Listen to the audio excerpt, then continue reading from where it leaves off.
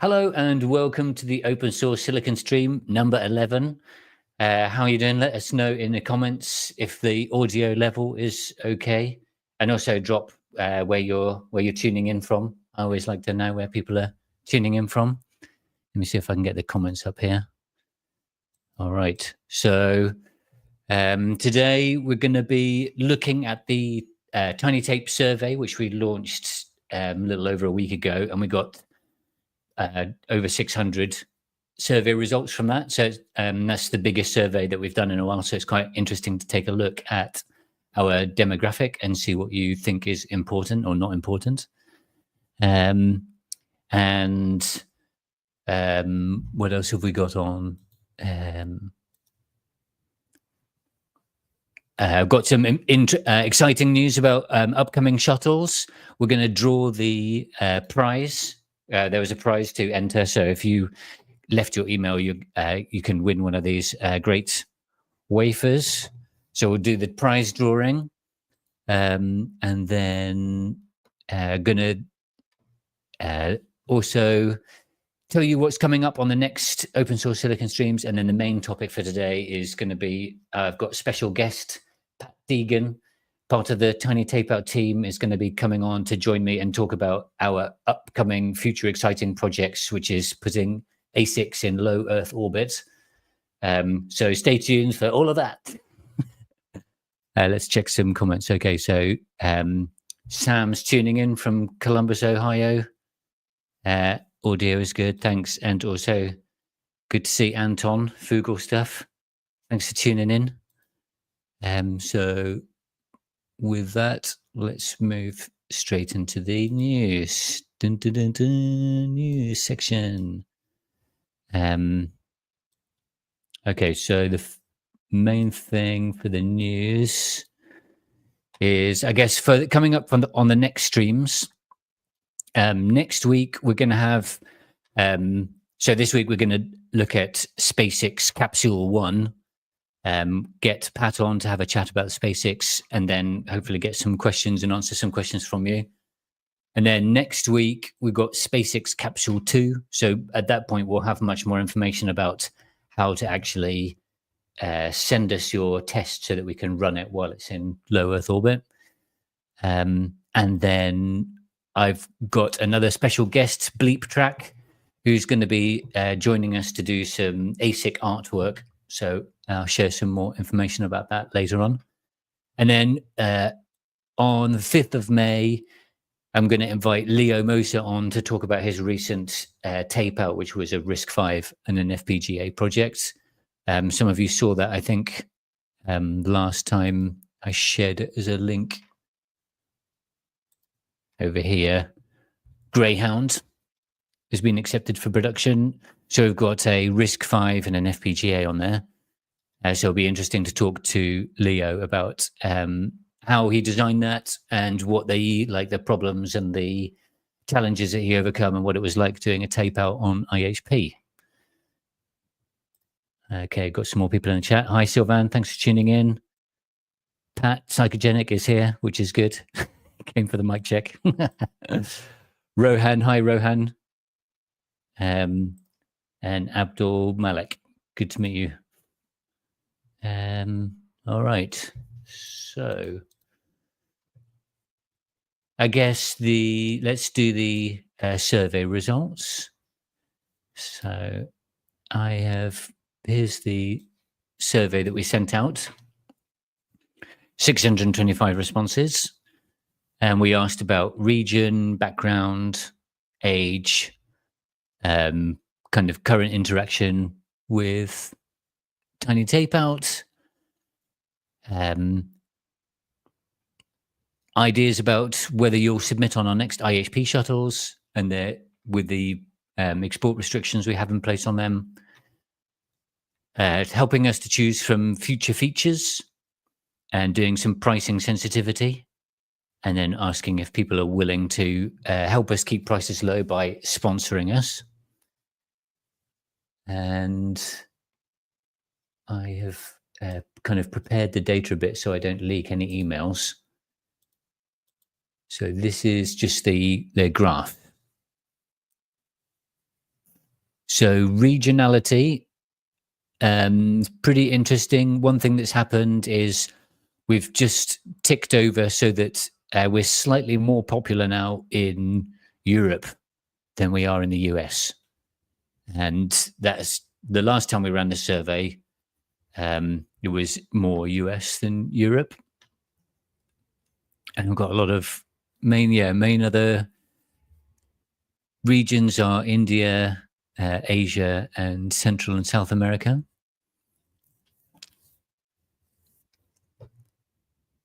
So 38% is in industry, and then a slightly bigger, well, same size response of adding together students and professors, slightly more than twice as many students as professors. And then about a quarter kind of hackers, makers, just curious. That's about the same as where it was. What's your age? This is a question that we've only started asking like relatively recently. Don't really have any numbers to compare it with, but 2/3 is between 20 and 40 age range. And then one thing to take into account, this is also something I'll probably have to do with filtering the results a bit, is that over nearly 60% of respondents haven't actually done a tape out. So on these other questions, to get probably slightly better, more concrete numbers, I will sort and filter the survey so that we're only looking at people that have said that they've submitted one or more. So Anton, you're in this little green sliver here, 6 or more projects. And then how many designs do you expect to submit in the next 2 years? So that's good in terms of for us, like looking at future.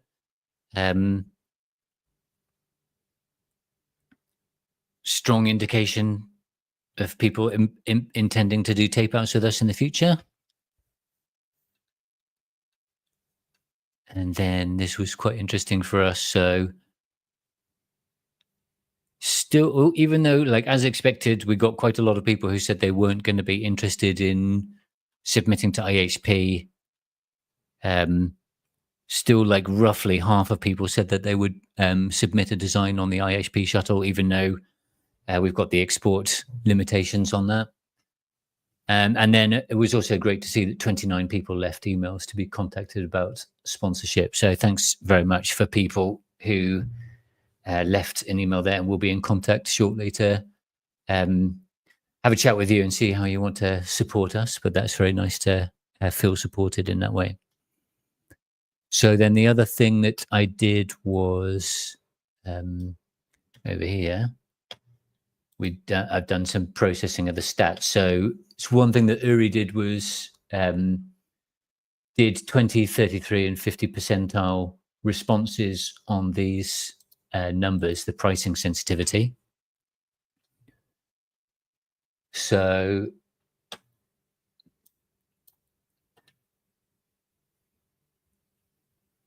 the median response was that $50 would be too cheap. So, and what the question was doing a tape out where you get a chip and a board and a single tile digital design. So 50 is too cheap, 150 is a bargain, 300 is high but acceptable, and 500 is too expensive. Obviously, there's a big range there. These are just the median numbers, and this also is extremely variable by region, as you might expect in Europe and North America. People are willing to pay more. In countries where the dollar is very expensive compared to local currency, it's usually not the case. And I guess maybe it's kind of self-fulfilling prophecy in that, you know, the eFabless sponsored chip tape out was $150 and the unsponsored was $300. So I think that those are good prices and we would like to keep them if we can. And the only issue is that if we end up having to pay like 3 to 5 times the amount of money for silicon as we have done in the past, then we're going to have to increase our prices, which will make it unacceptably high for a percentage of our potential audience. And I really, for me, a big part of the project is accessibility. What's that phrase? The future's already here, but it's unevenly distributed. That's something that really resonates with me. I think a big part of my personal mission is to help to distribute the future more evenly.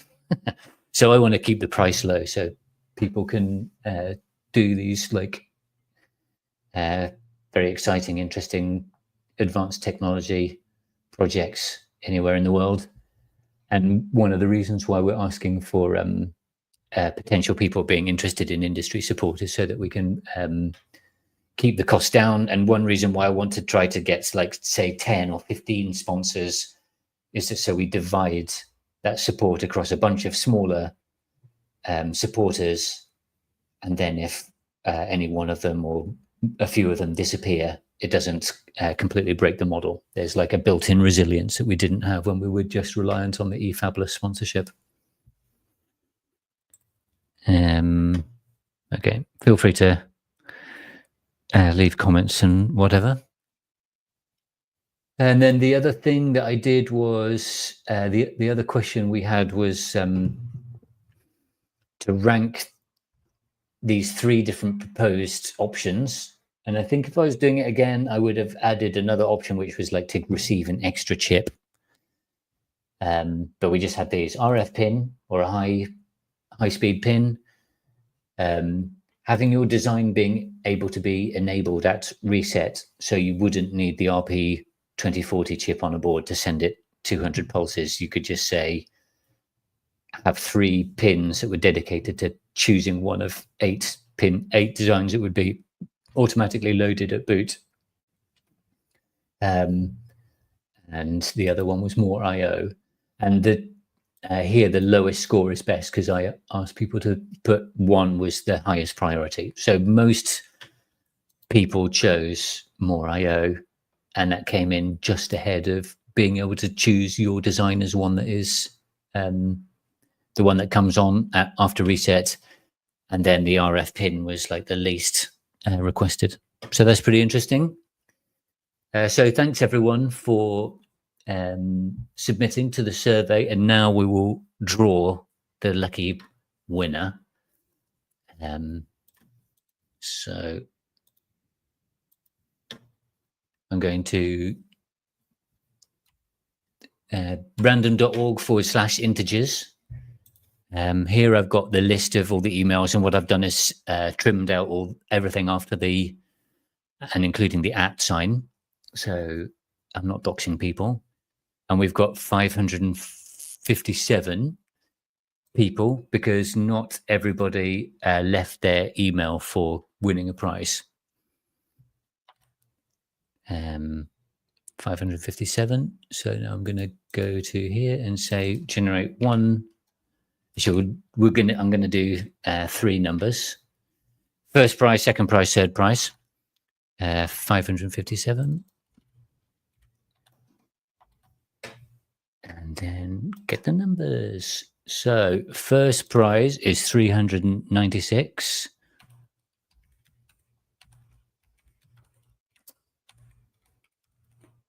Can't type today. Still can't type. Okay. Vince F at Mystery Domain. 396.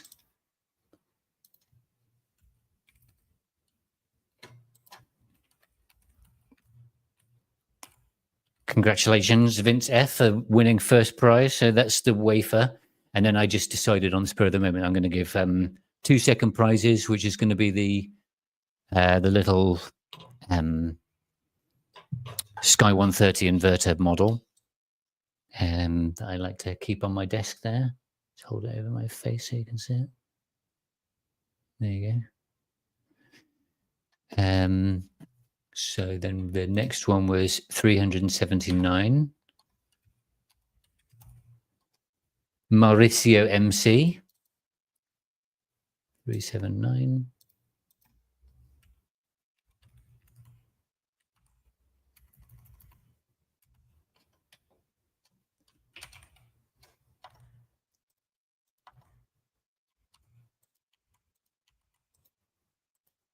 Oh my goodness. Come on, Google. You can do this. You can copy and paste. Copy. Why do you want to do this?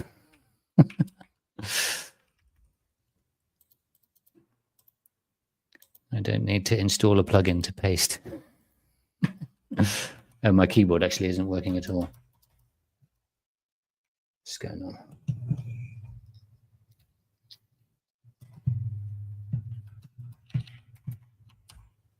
Okay, and then the final number was 139. Skylar Saleh. Congratulations for the inverter kit.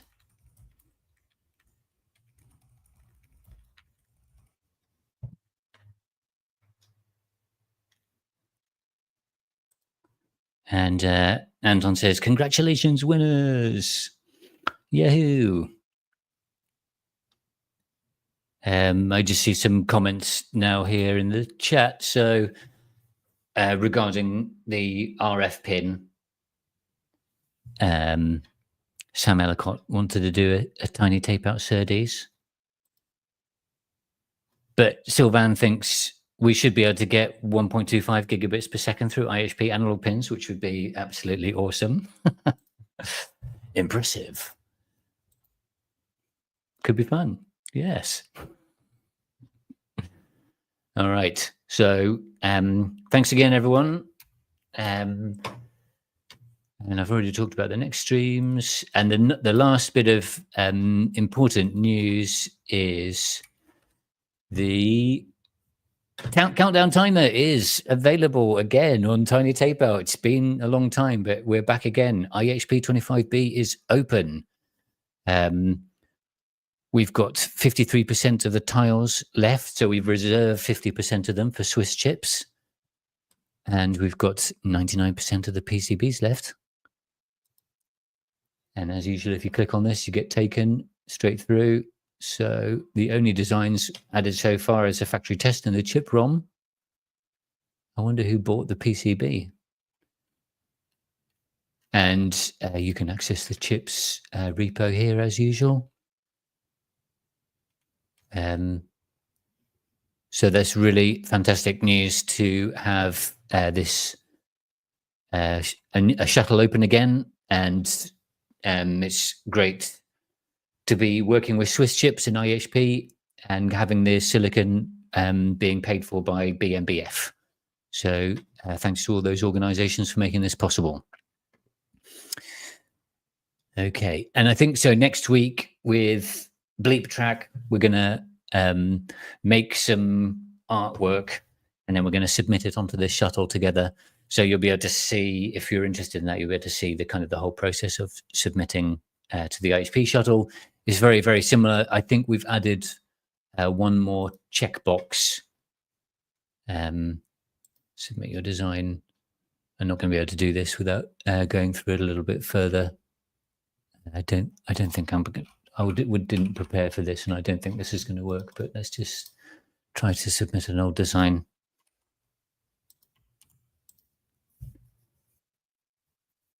Okay, yeah.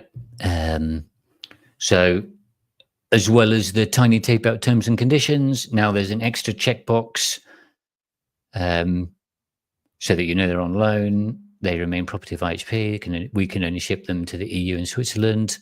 And then we've got a doc here that links with the with a little bit of extra terms and conditions. So if you're interested to see what our loan terms are, I'm going to drop them. I'm going to copy and paste this in the comments.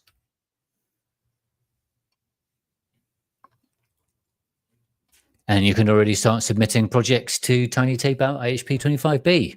Yahoo! Okay, so let us move on then. It's time now for me to remove myself from the stage and go to SpaceX. And let me just, can I add a background.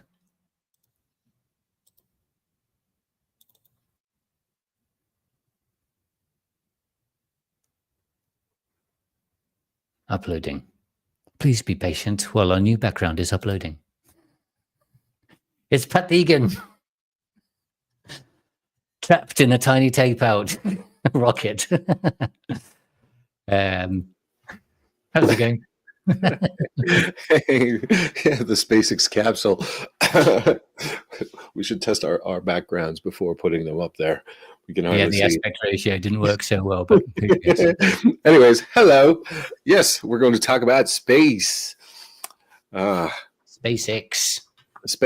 Okay, so yeah, let me give a little background for anyone who doesn't know.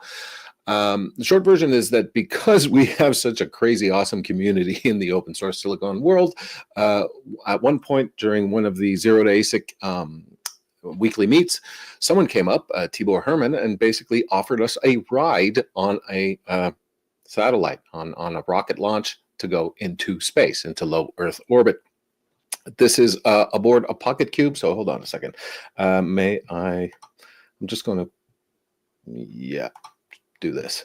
So BME, which is the Budapest University of Technology and Economics, is creating this project. It's a 3P Pocket Cube, and it's subsidized by the National Info Communications and Media Authority. These are both Hungarian things, I think. And so what they're doing is they're launching aboard I think it's Alba Orbital or something like that, is sending off a bunch of Pocket Cubes. Pocket Cubes are these little tiny versions. I don't know if you know CubeSats. Those are like 10 by 10 by 10. These are 5 by 5 by 5. So they're 5 centimeters by 5 by 5, 125 centimeters cubed, which is really, really kind of small. But still, you can get a lot in there, and it makes it a lot cheaper. So they're creating this Unity thing.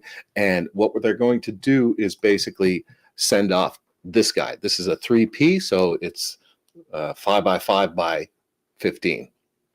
And I don't know if you can see here in this little hole here, we got a little space where we can send up one of our chips.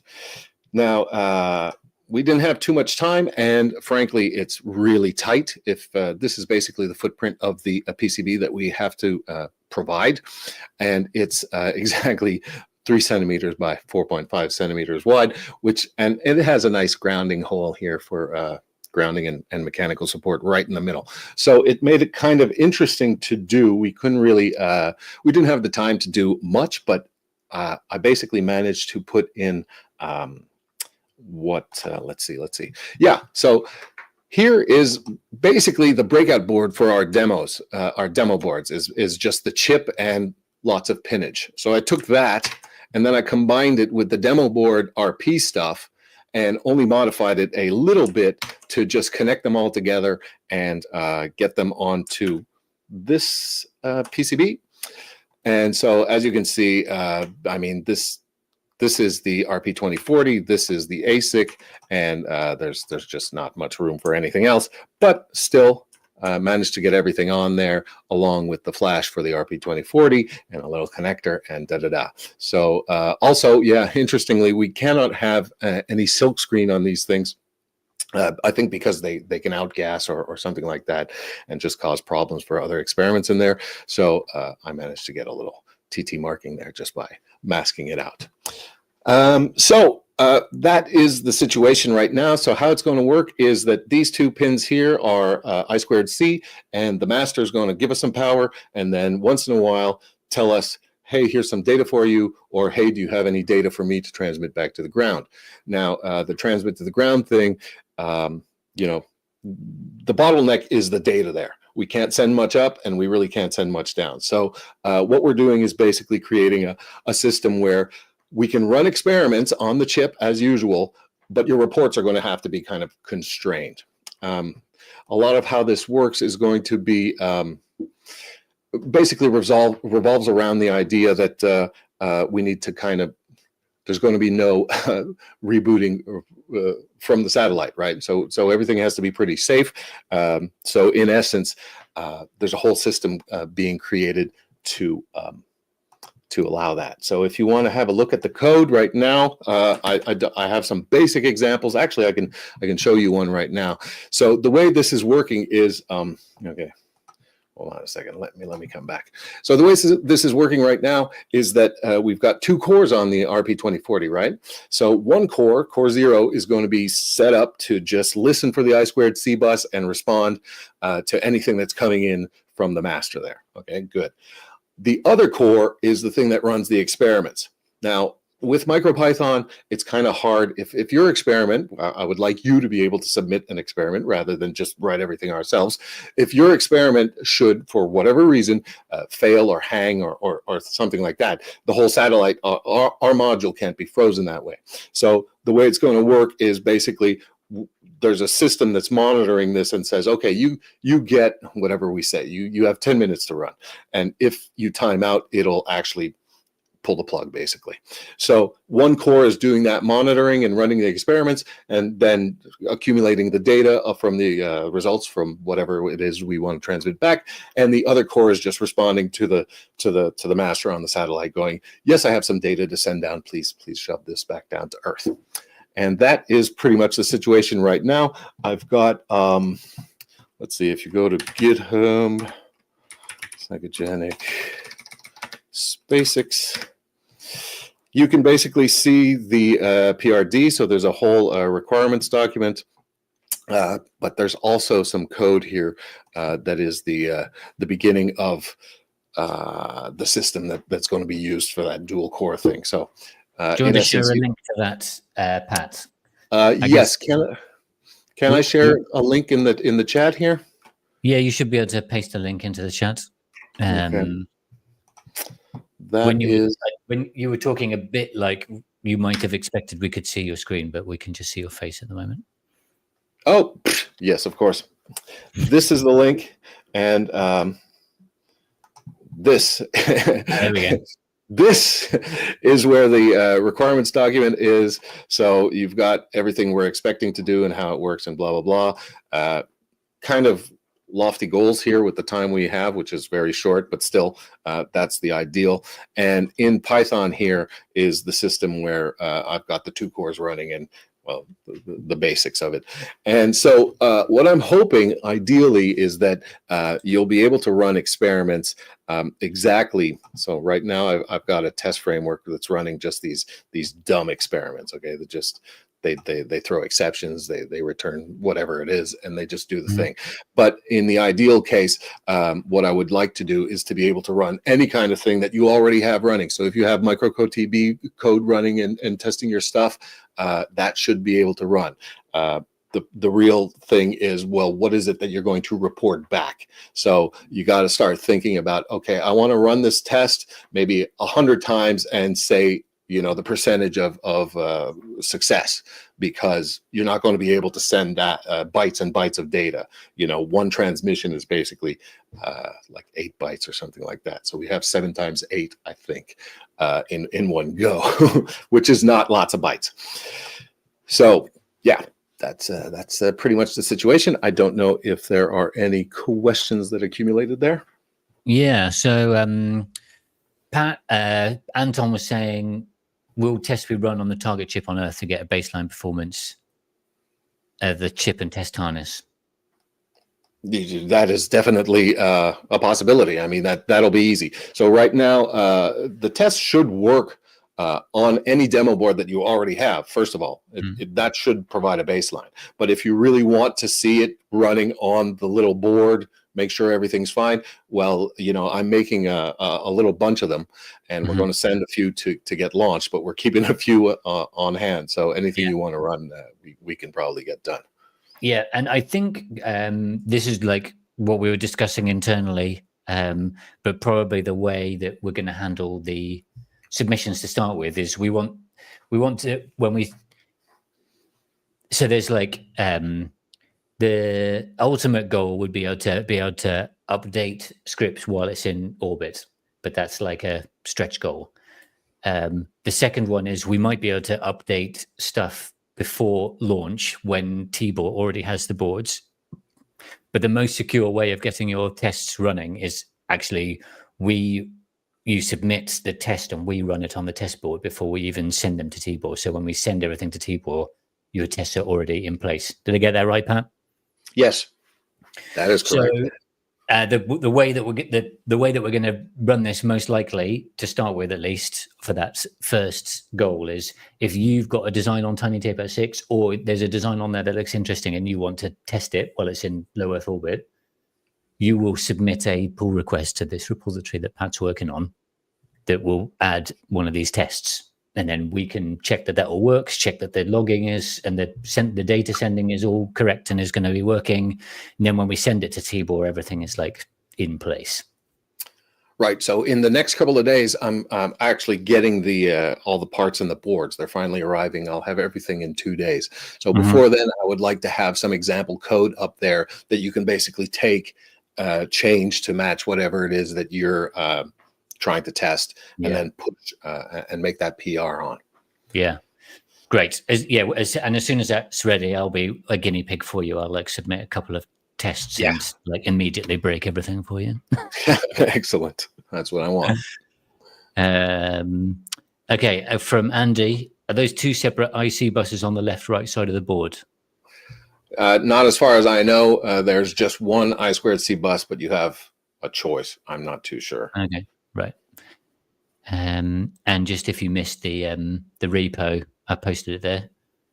But then also one of the questions from Anton was about getting like process dependent variation for analog designs, but on this like very first like we're basically trying to keep these things as simple as possible because we've got a very short timeline, small amount of resources, first time we've done it, and we just want to keep things as simple as possible so that we've got the highest chance of something working. Yeah, so it's pure digital. Yeah, so we're just stuck to pure digital for the time being, but the plan is if this works and we get like enough kind of engagement from people who think it's a good idea, then this will just be like a future add-on. When you check out for Tiny Tapeout, you'll just be like, run in space. I want to test my design in space.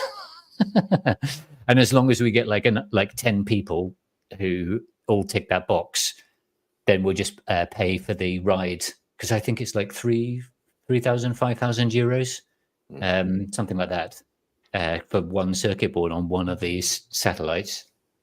And then we'll just like every Tiny Tapeout chip will also be in space. In space. In space. In space. Okay, yeah. Sam says, go on. What were you going to say, Pat?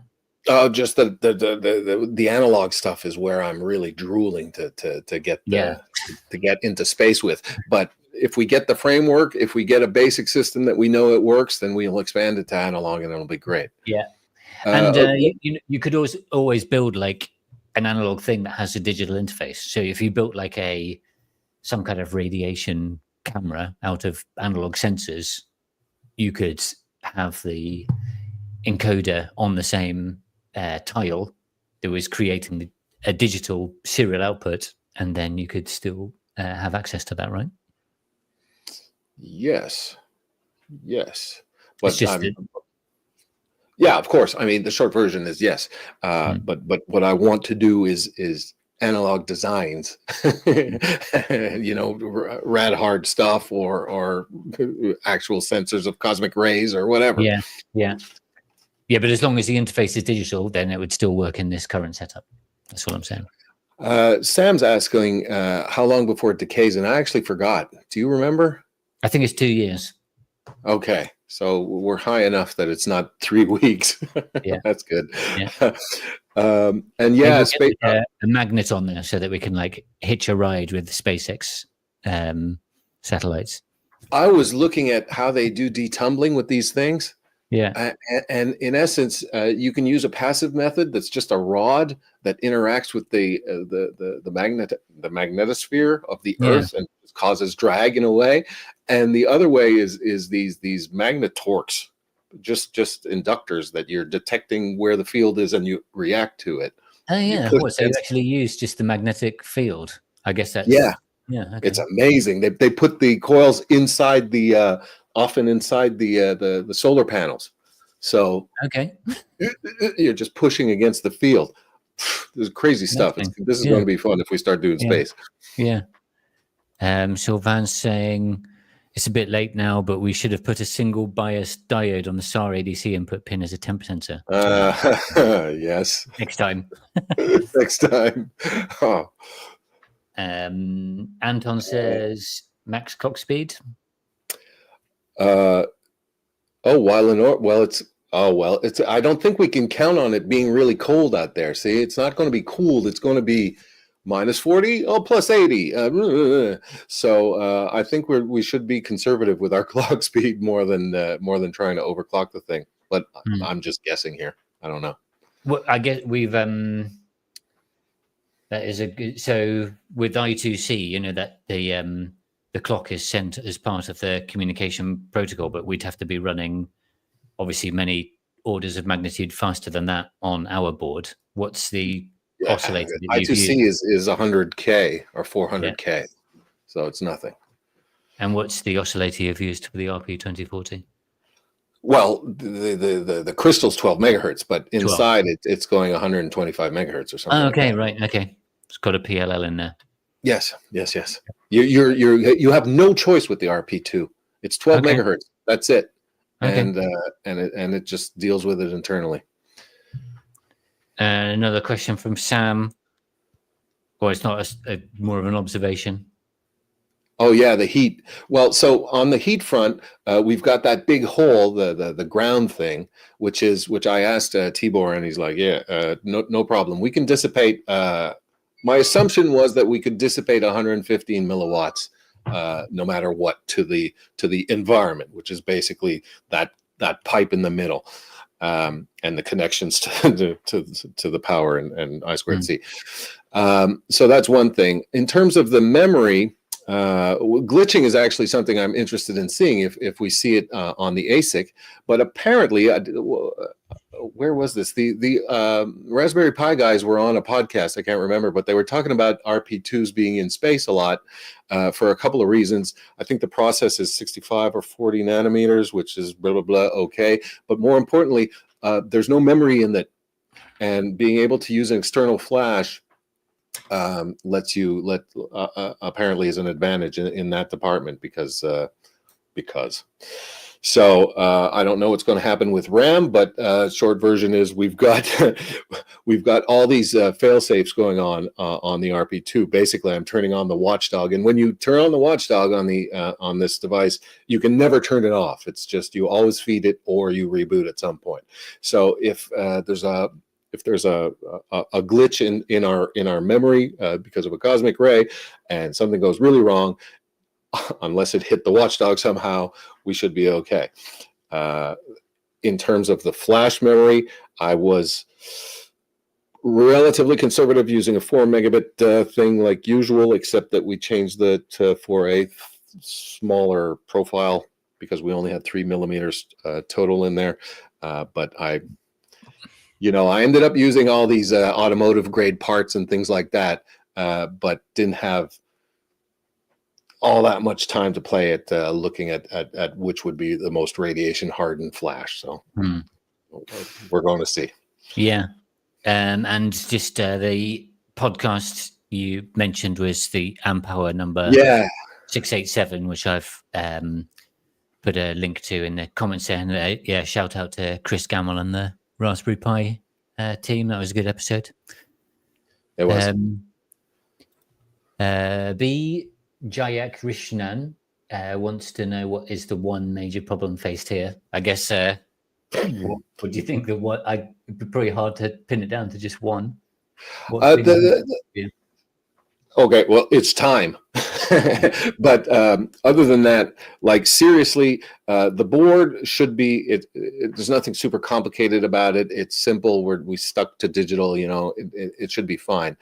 The hardest problem is trying to get everything right on the firmware side before we go. And that's why, like Matt was saying, the one thing you really want to have perfect is your firmware update system. Well, I don't know that we're going to have that. So that's one thing.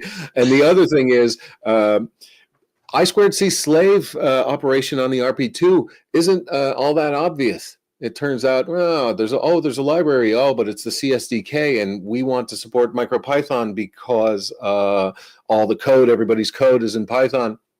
So now we've got this C stuff, and then we've got the Python. I think I'm going to have to rebuild it, and blah, blah, blah.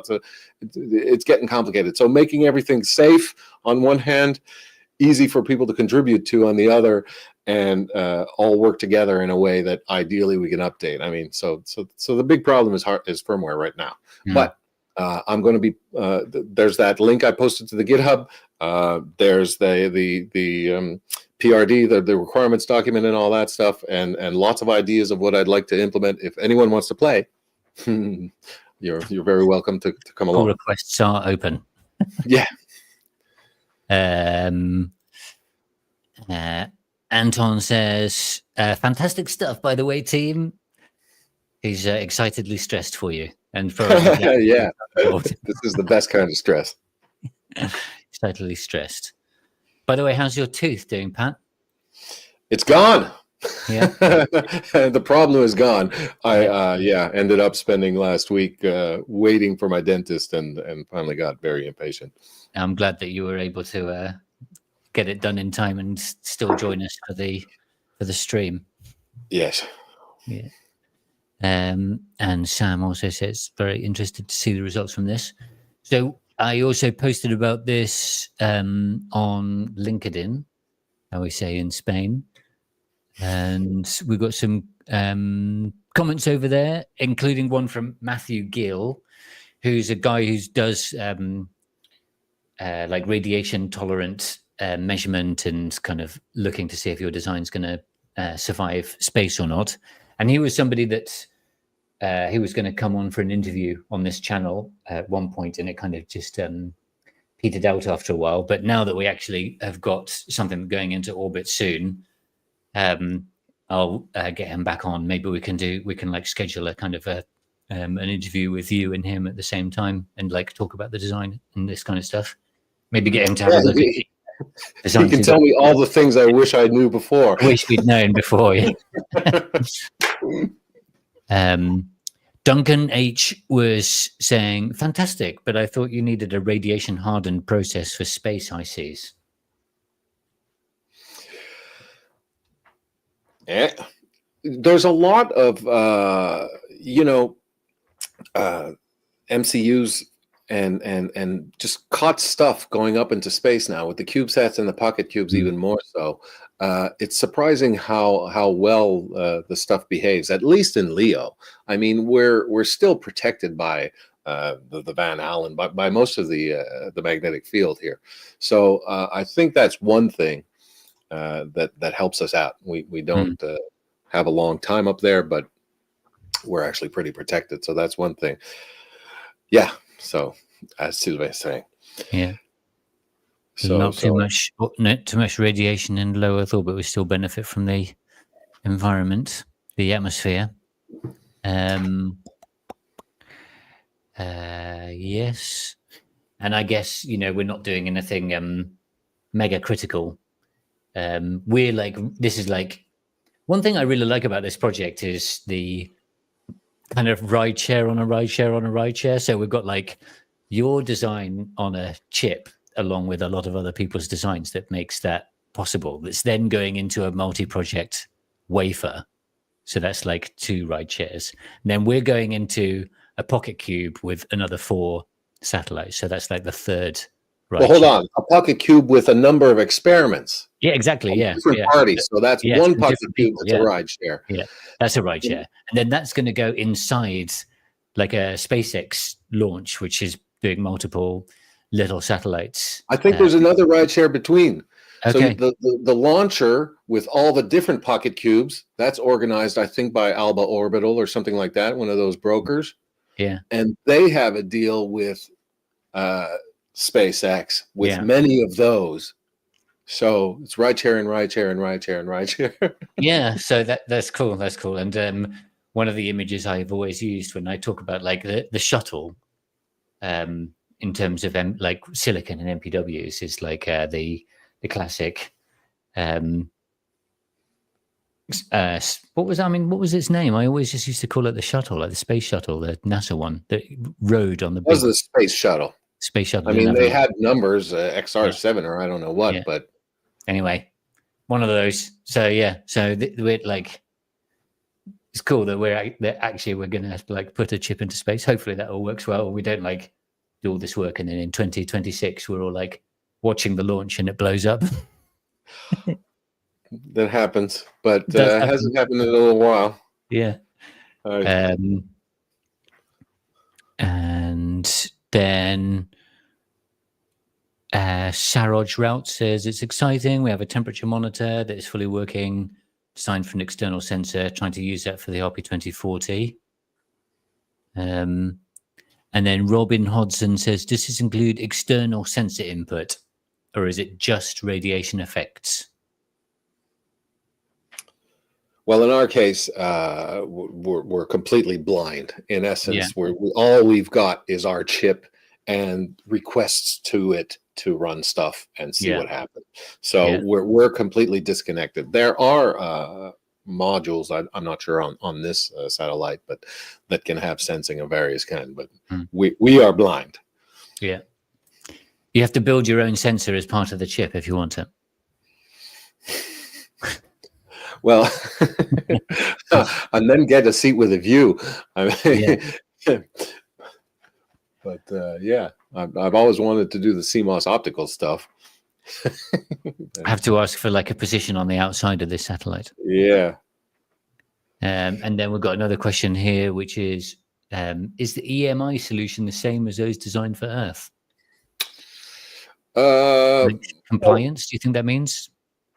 Well, yeah. Actually, okay. So EMI constraints are actually usually kind of tight because you're in a very small enclosed area with other people's experiments that are probably might be sensitive. So you have to ideally design in a way that won't interfere. However, the permittivity of free space is basically the same as air. So there's not a difference. Your signals aren't just going to go further because they're in space. As far as I know, that's basically the same. So basically the same. Okay. And Sam saying Space Shuttle Discovery was his favorite. He got to see it launch as a small child. Nice. I did see get up in the morning for some of the first launches. Yeah. Like, wow, watch that. It was amazing. And Anton is saying, got a candidate project or type of test already in mind that you think is likely to exhibit a fairly or interesting results? Well, we've got the oscillator, first of all, that should have an interesting result in terms of showing us temperature variation. So that's one thing. Yeah. On 6, I was hoping, if I'd had my SHA-256 encoder on that's on 5, it was sensitive enough that it would probably have failed multiple times and given us a rate related to amount of radiation glitching. But I'm not sure actually yet. I haven't gone through the project lists. Matt, have you looked at anything? That was the oscillator, like getting it to run as a temperature sensor was the one that immediately stood out to me. But probably I would do something like there's like a bunch of ALUs or like multipliers or simple kind of mathematic processors, like or linear shift feedback shift registers. So it could set one of those up and then clock it like 10,000 times and check that the checksum at the end is equal to what you're expecting, and then you just get like an okay or fail, and then use that as just a sensor to see if you got like something went wrong by being in orbit or not. Run it against a similar thing like on Earth, which I guess bit flips on Earth are very, very rare, aren't they? Yeah. How often are they going to happen up there? Yeah. And Sylvan's saying there's a DFF RAM that could be monitored for spontaneous flips. So I think, my goal for this would be that we would get like 10 experiments, I think, that we're just like going to be running one day at a time or they each have an hour of the day, or I think that kind of like the scheduling stuff is yet to be sorted out. But yeah, we've got Tiny Tapeout 6 had 300 or 400 designs on it, I think. So got plenty of authors to choose from, and hopefully we can have, we will. And in the end, for the people who have a design, have an idea, and have the time to get something in the short time frame that we have, we'll end up with like 10 user contributed designs, and that would be a real good initial place to kind of trial the project and see whether it's something that we're going to continue to run.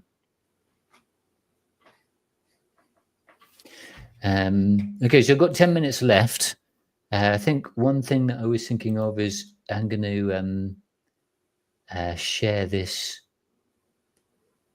share my screen again, because I've got the slides from Tibor. I don't know if you've seen these, Pat.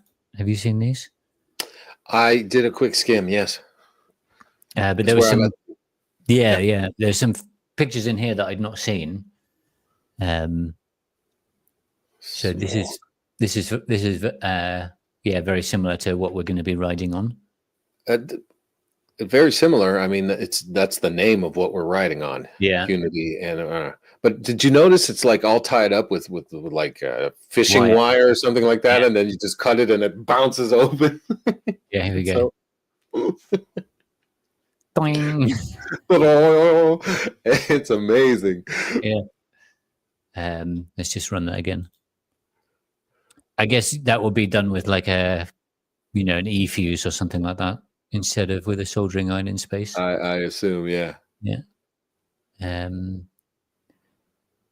Yeah. I mean, there's a whole system of switches, right? You have to be like completely powered down until you're outside, and then you have a timeout, and then you turn on. I mean, it's and they're using a ton of RP2040s. That's the solar panels. I'm interested to know why they look like that. I mean, I guess these are like high efficiency, space rated solar panels. Okay, but there's a lot of not a solar panel space on there. So yeah, I'm curious too. Yeah. And then I was interested to see this, because this looks like the they must be magnetorquers. Yeah, these actually look like the things that would be able to do the positioning, spinning around of the satellite. It's 250 grams per unit, right? Per P. So this is like 750 grams. But even in these small satellites, I've seen some of them put weight in the middle, and I'm not sure why that is yet. So it might be a combination of having the torquers and see. And reaction wheels as well. So these are reaction wheels. Where? Yeah, like motors like built out of circuit boards. That's cool. The little round things that look like speakers or piezos or whatever? Yeah, I guess so. They look like little cores. Wow. The motors maybe built inside. I don't know. That's another question I've got for Tibor. And this is the horizon and sun sensor, I guess. Anyways, it's neat. I mean, all the attitude control stuff is really cool. Just trying to get this so I can see the comments as well. An S-band saying that they must have an S-band downlink too. I guess that's for a comment from maybe this page here. Yeah. S-band downlink.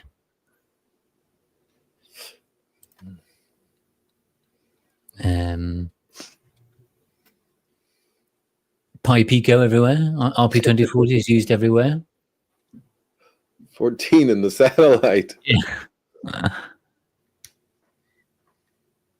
And then, high school projects. So these are like a bunch of examples. You see the form factor with the right. This is what we are. Yeah. So we're submitting one of these, and 6 of them go up in one of these, I think. So we're riding alongside with another 5 groups. There's a selfie camera. Yeah. You think we'll get a selfie of ourselves in space thanks to these guys? That would be so cool.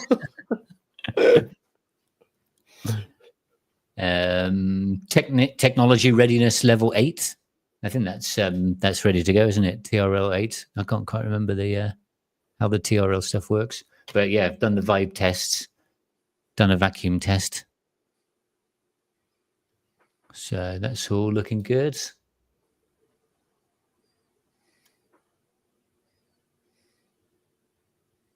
P payload. Okay, so 1P is system and then 2P payload.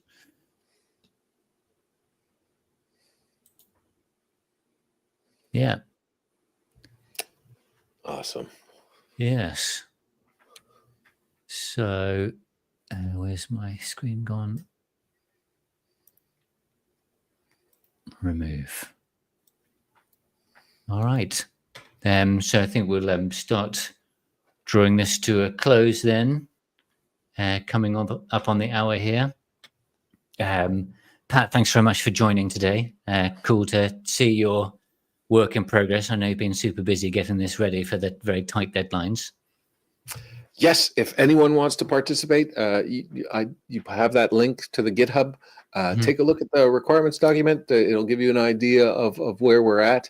And if you want to play, do that. Or if you want to see when I post those examples, follow the repo or whatever it is, star it or whatever you need. Anyways, it'll be coming up in a couple of days. So I invite anyone who wants to play with something on TT6 in space to come. Or even if you don't have something on TT6 and you just want some code in just space. look through the projects and see if you can find something that you're curious about. Amazing. We have access to this today. Incredible. My mind keeps being blown by this. First the nanometers and then outer space. Yeah. Okay, so I've just moved on to the next outro. So yeah, I'll say bye. Thanks, Pat, for joining, and I'll wrap up now. Thank you. So yes, thanks very much for tuning in again. Make sure to like and subscribe. Thanks for all your comments. Next week, remember, tune in for SpaceX Capsule 2 with Pat to look at where we are with the submission systems. Hopefully we'll have like something concrete in place for you there to be able to submit your designs. And then also the ASIC art project with Bleep Track. And the week after that is RISC-V and FPGAs with Leo Moser. And yeah, thanks again for joining, and I'll see you then. Bye-bye.